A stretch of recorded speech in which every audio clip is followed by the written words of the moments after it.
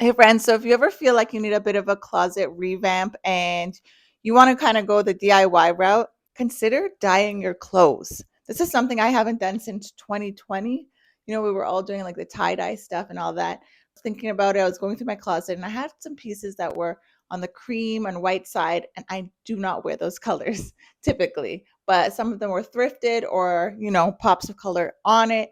And I just started thinking, why don't I make it more personal to me? Looking at old pieces that I thought, could do with a little bit of new life, especially my youngest, who has a lot of hand me downs from his older brother.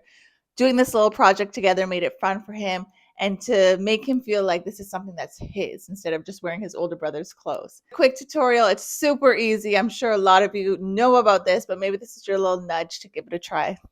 This first dress was about 4 years old and I wear it a lot, but I was just ready to give it some new life, as I said. And honestly, I may even go back and do another round to make it an even richer berry tone. I was kind of playing around.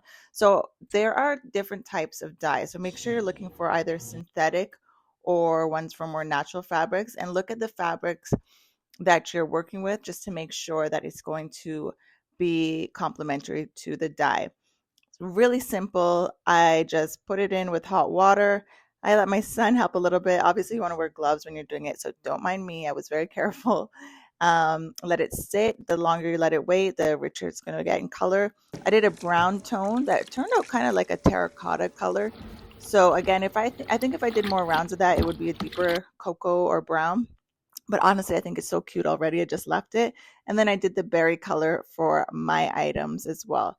So you can kind of tweak it depending on how long you want to leave it in. I didn't really leave it in that long and I was still happy. I'll probably do some more. I hope you guys are enjoying these videos. Doing daily uploads, stuff here and there, hair, fashion, beauty, and all of that. And I will see you guys very soon in the next video. Bye.